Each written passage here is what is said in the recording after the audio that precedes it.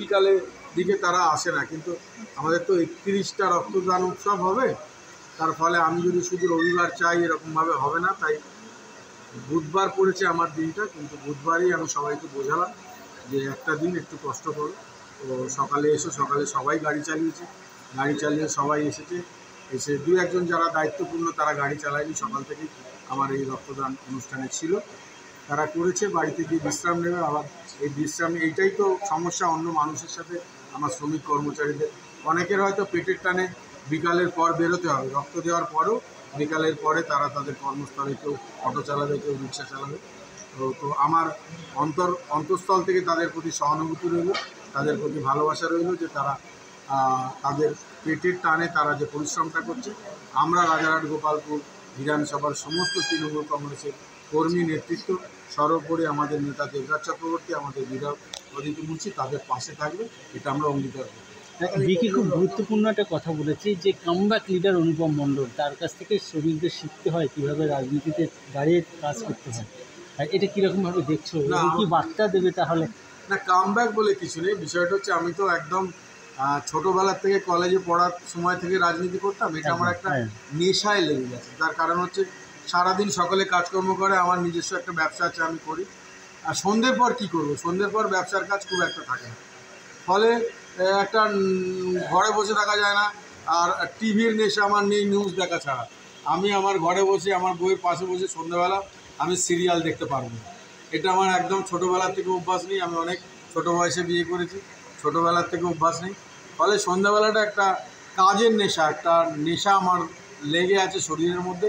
সে আমি কাউন্সিলর থাকি না থাকি, যতদিন বাঁচি রাজনীতির সাথেই থাকবো। রাজনীতি যদি নাও করতে পারি, আমি 21 বছর বয়সে ক্লাবের সম্পাদক হয়েছি, আর 50 ছাপিয়ে গেছে, আজও আমি ক্লাবের সম্পাদক, আমার যে ক্লাব অর্জুন প্রভাতের সঙ্গে। তো ফলে একটা মানুষের সাথে মেশার নেশা আমার। বাবাও আগে আমার ক্লাবের সম্পাদক ছিল, বাবার থেকেই দেখা মানুষের পাশে থাকা, আর সেই থেকে মানুষের পাশে থাকার একটা নেশা আমার শরীরে রক্তের মধ্যে মিশে গেছে, আমি চাইলেও বসে রাখতে পারছি না। এটা টাফ কোশ্চেন সুজয়, এটা টাফ কোশ্চেন। আমরা দেখছি সদ্য লোকসভা নির্বাচনে এই বিধানসভার ফলাফল খুব কাঙ্ক্ষিত হয়নি, তাহলে কি কাউন্সিলররা বা যারা লিডারশিপ দিচ্ছে তাদের সঙ্গে এলাকার মানুষের জনসংযোগের কোথাও ত্রুটি থাকছে, কোথাও ফাঁক থেকে যাচ্ছে, কী বলবেন? না, এটা আমি এই বিষয়ে একদম কোনো কথা বলবো না। তার কারণ হচ্ছে আমি একটাই কথা বলবো, এটা বিভিন্ন আপনারা মিডিয়ার লোক, বিভিন্ন দেশীয় মিডিয়া, আপনারা তো লোকাল মিডিয়া, বিভিন্ন দেশীয় মিডিয়া সারা ভারতবর্ষ এবং ভারতবর্ষের বাইরের মিডিয়ারা ইলেকশনের আগে এমন একটা খবর প্রচার করার, হিন্দু মুসলমানের একটা লড়াই লাগিয়ে দেওয়ার চেষ্টা করেছিল। তাতে কিছু কিছু মানুষ আমাদের মধ্যে ভুল বুঝেছে, এটা অস্বীকার করার কোনো জায়গা নেই। কিছু ভোট যারা মনে করেছে যে এটা একটা হিন্দু রাষ্ট্র হবে, এরকম একটা প্রচার করার চেষ্টা করেছে, এটা ভুল প্রচারে মানুষ ভুল করে মানুষ কাউকে কাউকে সাথ দিয়ে দিয়েছে। কিন্তু এটা ভাবার কোনো কারণ নেই। আমাদের কাউন্সিলররা প্রত্যেকে খুব গুরুত্বপূর্ণ কাজ করছে, মানুষের পাশে থেকে কাজ করছে। হ্যাঁ, একেবারে যে কোথাও ছোটোখাটো ভুলভ্রান্তি হচ্ছে না তা নয়, নিশ্চয়ই ছোটোখাটো ভুলভ্রান্তি হচ্ছে। আমাদের নেতা দেবরাজ চক্রবর্তী আছে, আমাদের এমএলএ অদিতি মুন্সি আছে, আমরা সবাই মিলে একসাথে বসেছি। আমরা যারা সমস্ত কাউন্সিলর এবং আমরা যারা নেতৃত্ব দিই সবাই মিলে একসাথে বসেছি, আমাদের ভুল ত্রুটি আমরা খোঁজার চেষ্টা করেছি, আমরা সেটাকে বার করেছি কোথায় কোথায় আমাদের ভুল, আমরা সেই মতো কাজ করছি। 2026-এ আপনারা দেখবেন বিপুল ভোটে, আগের বার প্রায় 25,500 26,000 চুচি ভোটে জিতেছিলাম, এইবার 2026-এ 26,000-এর থেকেও বেশি ভোটে আমরা জিতবো, এটা আমরা অঙ্গীকারবদ্ধ। এবং এটা আপনারা আজ আমায় যেমন প্রশ্ন করেছেন, 2026-এর নির্বাচনের পর অদিতি মুন্সি জেতার পর আপনারা প্রশ্ন করবেন এবং আমার এইটা রেকর্ডটা মিলিয়ে নেবেন, আমরা তার থেকে বেশি ভোটে জিতব। সবারগুলোকে কী বার্তা দেবেন? সবারগুলোকে কী বার্তা দেবেন? একটাই কথা বলবো, আইডেন্টিটি বলে কোনো বিষয় নেই আমার কাছে। আমার কাছে হচ্ছে আমরা মানুষের সাথে মানুষের মতো ব্যবহার করো। আমরা ইতিহাসে পড়েছি যে আমি রাজা, আমি নাম বলছি না, আমি রাজা, আমি রাজার মতো ব্যবহার আশা করি। আমি বর্তমানে বলছি আমি মানুষের মতো ব্যবহার আশা করি। আমি মানুষ, আমি কারোর সাথে যেন পশুর মতো ব্যবহার না করি। আমি যেহেতু পশুর মতো ব্যবহার আশা করি না, আমার সাথে কেউ পশুর মতো ব্যবহার যাতে না করে, আমি সেটাই চাই। সেই রকম আমিও যাতে কারোর সাথে পশুর মতো ব্যবহার না করি। আমি মানুষ, আমি মানুষের মতো সম্মান পেতে চাই, আমিও মানুষকে মানুষের মতো সম্মান দেবো, এটাই আমরা অঙ্গীকার করছি। আজ কতজন রক্তদান করবে? 100 ছুঁইছি, আমি শুনলাম প্রায় তখন একটু আগে শুনেছিলাম প্রায় 80 হয়ে গেছে।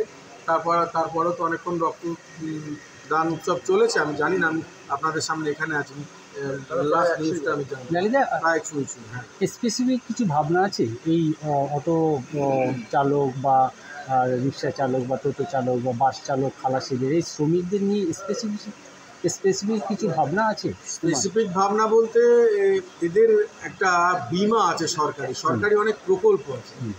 এবার কী হয়, অনেক সমস্ত শ্রমিক সেটা ভালো করে জানে না, আমাদেরও মধ্যে খামতি আছে, আমরা সবাইকে নিয়ে সেইভাবে বসি, আমরা সবাইকে সবটা ঠিকমতো জানাতে পারি না।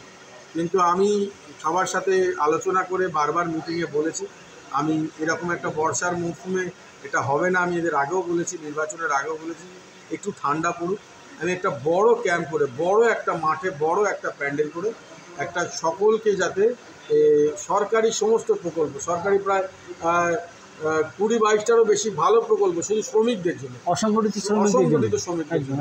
আমি এক টেবিলে সরকারি, আমি আমার নেতা দেবরাজ চক্রবর্তী, আমার এমএলএ অদিতি মুন্সির সাথে কথা হয়েছে, সবাইকে এক টেবিলে প্রায় আমি আমার 3000 শ্রমিক কর্মচারীকে নিয়ে একদিনে একটা অনুষ্ঠান করবো, যাতে সবাই সেই প্রকল্প সম্বন্ধে সবাই ভালো করে জানুক, এবং শুধু জানুক না, সেই প্রকল্পটা যাতে চালিয়ে যায়, সেই প্রকল্পটা যাতে তারা মেনটেন করে, সেইটা আমি দেখব। এবং সেটা শুধু অনেক দিন আগে একটা গল্পে পড়েছিলাম যে ডাক্তার 3 রকমের হয়, একটা ডাক্তার দেখে বলে এই ওষুধটা খেও, এটা একরকম ডাক্তার।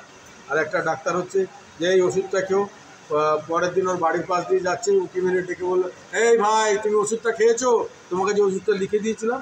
আর এক রকম ডাক্তার হচ্ছে ওষুধটা লিখে দেওয়ার পর পরের দিন বাড়ি